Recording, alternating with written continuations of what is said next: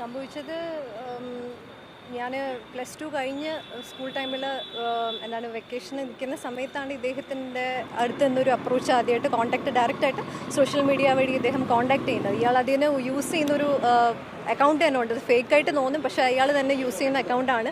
വേറെ പലർക്കും അയാൾ ആ അക്കൗണ്ട് യൂസ് ചെയ്ത് എൻ്റെ സുഹൃത്തുക്കൾക്കടക്കം അവർ പേഴ്സണലി പറഞ്ഞതാണ്, പബ്ലിക്കായിട്ട് അവർ വന്ന് പറഞ്ഞിട്ടില്ല എന്നുള്ളതാണ്. അതാണ് അദ്ദേഹം യൂസ് ചെയ്യുന്ന ആദ്യത്തെ ടൂൾ എന്ന് പറയുന്നത്.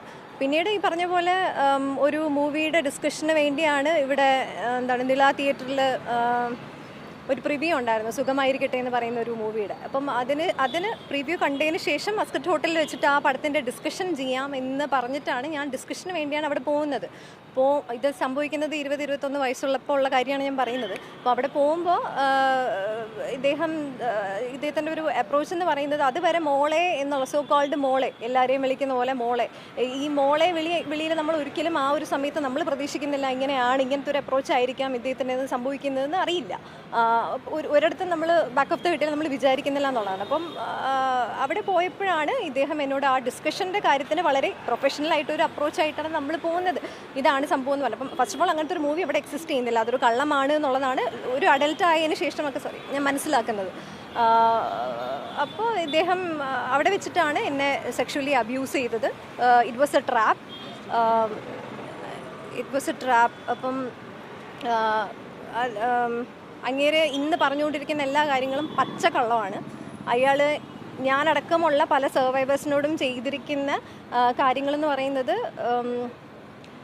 ഞാൻ നേരത്തെ സൂചിപ്പിച്ച പോലെ തന്നെ അത് റേപ്പാണ്. അദ്ദേഹത്തിൻ്റെ സർട്ടൺ സ്റ്റേറ്റ്മെൻറ്റ്സുകൾ ലൈക്ക് ഇൻസേർട്ട് ചെയ്യാൻ സമ്മതിച്ചില്ലെങ്കിലും ലിക്ക് ചെയ്യാൻ സമ്മതിച്ചാൽ മതി. ടു ബി വെരി ഫ്രാങ്ക്, ഞാനൊരു മീഡിയയിലാണ് സംസാരിക്കുന്നതെന്ന് എനിക്കറിയാം. ഇതുപോലുള്ള വാക്കുകൾ ഇത് കാണുന്ന പല സർവൈവേഴ്സിനും ഇതെങ്ങനെയാണ് കൊള്ളുന്നതെന്നും എനിക്ക് മനസ്സിലാവുന്നുണ്ട്. പക്ഷേ റോ ആയിട്ട് പറയുന്നുണ്ടെങ്കിൽ ഇങ്ങനെയാണ് അദ്ദേഹം എന്നോട് പെരുമാറുന്നത്. എൻ്റെ സമ്മതമില്ലാതെ എൻ്റെ ദേഹത്ത് കയറി ഉപദ്രവിക്കുകയും എന്നെ ട്രാപ്പിലാക്കുകയും എന്നെ അടിക്കുകയും തൊഴിക്കുകയും ഒക്കെ ചെയ്ത ഒരു ആളാണ് അയാൾ. ഇന്ന് കാണുന്ന ഈ ഒരു മുഖം എന്ന് പറയുന്നത് അത്ര നോൺസെൻസ് ആയിട്ടുള്ളൊരു മുഖമാണ് അയാൾക്കുള്ളത്. അയാൾ ക്രിമിനലിസം അല്ലേ ഇത് എന്നൊക്കെ പറയുമ്പോഴും അയാൾ നമ്പർ 1 ക്രിമിനലാണ്. He should ask to himself. I hope that അയാളുടെ വീട്ടിൽ മിറർ ഉണ്ടായിരിക്കും, അല്ലെങ്കിൽ എനിക്ക് ഗിഫ്റ്റ് ചെയ്യാൻ താല്പര്യമുണ്ട്, ഒരു നല്ല കണ്ണാടി വാങ്ങിച്ചു കൊടുക്കാൻ താല്പര്യമുണ്ട്. കാര്യം സ്വന്തമായിട്ട് ഉറപ്പാണ് ഇങ്ങനെയുള്ള ആളുകൾ ഡെയിലി സ്വന്തമായിട്ട് അവരുടെ സെൽഫിനോട് പോലും കള്ളം പറഞ്ഞ് ജീവിക്കുന്ന ആൾക്കാരാണെന്ന് എനിക്ക് പറയാനുള്ളൂ. അത്രത്തോളം വേദന തന്ന് ഞാനതിന് തിരിച്ചു കൊടുക്കേണ്ടി വന്നത് എൻ്റെ സ്വപ്നം, ആ സ്വപ്നമായിട്ട് ബന്ധപ്പെട്ട സമയം, ധാരാളം തരത്തിലുള്ള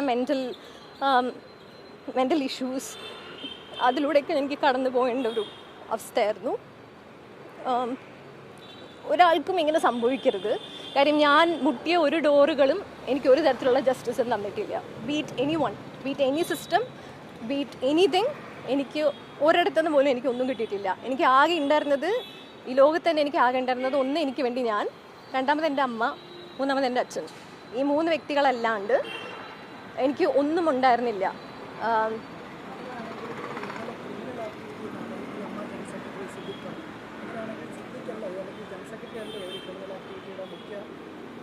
അതാ ഞാൻ പറഞ്ഞ he himself is A criminal.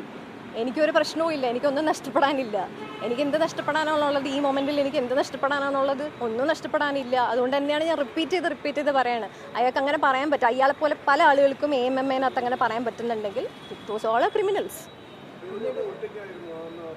ഞാൻ ഒറ്റയ്ക്കാണ്. കാര്യം ഞാൻ അന്ന് മോഡലിംഗ് ഒക്കെ ചെയ്ത് തുടങ്ങിയ സമയമാണ്. എൻ്റെ ആദ്യത്തെ മൂവി പോലും ഞാൻ ചെയ്തിട്ടില്ല എന്നുള്ളതാണ്. അപ്പം ആ സമയം ഞാൻ മസ്കറ്റ് ഹോളിൽ, നമ്മളൊരിക്കലും പ്രതീക്ഷിക്കുന്നില്ലല്ലോ ചേട്ടാ, നമ്മൾ കണ്ടിട്ടുള്ള വേൾഡ് ഭയങ്കര നല്ലതായിരിക്കും നമ്മളോട് എന്നാണ് നമ്മൾ പ്രതീക്ഷിക്കുന്നത്. ആ സമയത്ത് നമുക്കറിയില്ല, എനിക്കൊരു ഗോഡ് ഫാദറോ അല്ലെങ്കിൽ ഒന്നും തന്നെ ഇല്ല.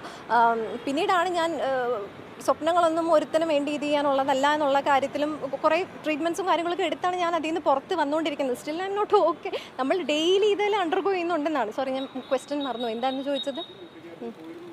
അതെ, ഞാൻ ഒറ്റയ്ക്കാണ് പോയത്. ആൻഡ് തുടക്കത്തിൽ അത് ഒരു ഡിസ്കഷൻ അദ്ദേഹം അന്ന് മെൻഷൻ ചെയ്തൊരു മൂവി സത്യം പറഞ്ഞാൽ എക്സിസ്റ്റ് ചെയ്യുന്നില്ല, ഒരു തമിഴ് മൂവി എന്നുള്ള രീതിയിലാണ്. അതിനെക്കുറിച്ച് സംസാരിച്ച് തുടങ്ങിയതിന് ശേഷം ആണ് ഇതിലൊരു സഡൻ അറ്റാക്ക് ഉണ്ടാകുന്നതും ഞാൻ ഭയങ്കരമായിട്ടൊക്കെ ട്രാപ്ഡ് ആണ്. ഞാൻ അവിടെ എല്ലാവരും അറിഞ്ഞ് ചെയ്യുന്ന പോലെയാണ് എനിക്ക് അവിടെ ഫീൽ ചെയ്തത്. അവിടെ അന്ന് ആ ഹോട്ടലിൽ നിന്ന് പലർക്കും ഇതറിയാം, അവിടെ ഒരു റെഗുലർ പ്രോസസ്സിൽ നടക്കുന്നുണ്ട് എന്ന് ഞാൻ ശരിക്കും വിശ്വസിക്കുന്നുണ്ട്. അന്നത്തെ പല ഇമേജസും എനിക്ക് പിന്നീട് അത് ഭയങ്കര ബുദ്ധിമുട്ടാണ് സ്റ്റിൽ. അപ്പം അത് സംഭവിച്ചതെല്ലാം തന്നെ അവിടെ പലർക്കും അറിയാം. ഇതൊരു റെഗുലർ പ്രോസസ്സാണ് എന്നുള്ളത് എനിക്ക് അവിടുന്ന് മനസ്സിലായി. കുറച്ച് കഴിഞ്ഞതിന് ശേഷമാണ് ഈ അറ്റാക്ക് സംഭവിക്കുന്നത്. ഈ അറ്റാക്ക് സംഭവിച്ചതിന് ശേഷവും അയാൾ ഒരു ഉളുപ്പില്ലാണ്ട് എൻ്റെ ഫ്രണ്ടിലിരുന്നിട്ട് ചോറും തൈരും മീൻ കറിയും കൂട്ടിക്കഴിച്ചൊരു മനുഷ്യനാണ്. ഞാനിത് പറയുന്നത് ഇത് ഏതൊക്കെ രീതിയിൽ വന്നാലും എനിക്കൊരു ചുക്കും ഇല്ല എന്നുള്ളതാണ്. ബിക്കോസ് എനിക്കൊന്നും ലൂസ് ചെയ്യാനില്ല.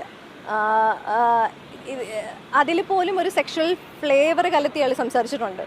എന്താണ് വൈരുദ്ധ്യ ആഹാരങ്ങൾ, അങ്ങനെ എന്തോ ഒരു വാക്ക്, അങ്ങനത്തെ ഉള്ള ആഹാരങ്ങളാണ് എനിക്കിഷ്ടം എന്നുള്ള രീതിയിൽ അയാൾ സംസാരിച്ച് ഞാൻ അവിടെ നിന്ന് എസ്കേപ്പ് ചെയ്ത് പോയ ഒരാളാണ്. He just locked me. അന്ന് ന്യൂസ് ചാനൽസ് ആരൊക്കെയോ അവിടെ ഉണ്ടായിരുന്നു. അപ്പം എന്താ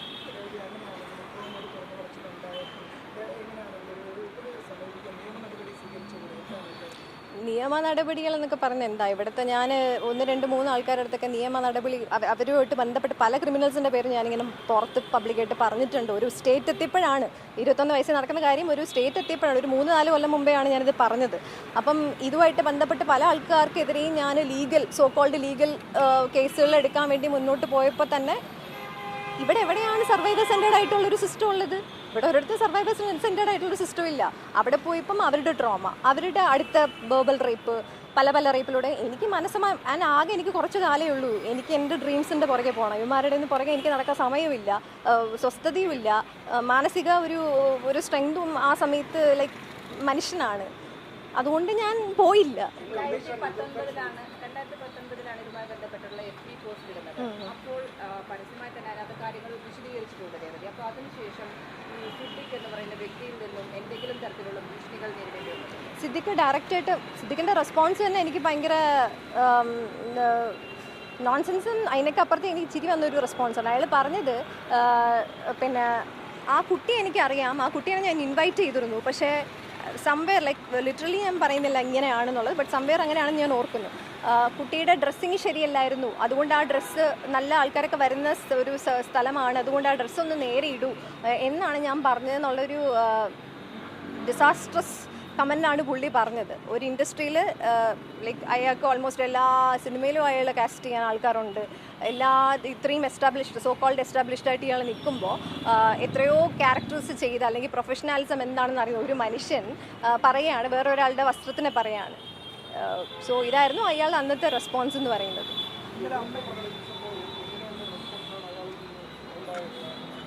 അയാളിൽ നിന്ന് പറഞ്ഞ സ്റ്റേറ്റ്മെൻറ്റുകൾ എന്താണ്, നീ എവിടെ വേണോ പോയി, ഞാൻ റെസ്പോണ്ട് ചെയ്തിരുന്നു.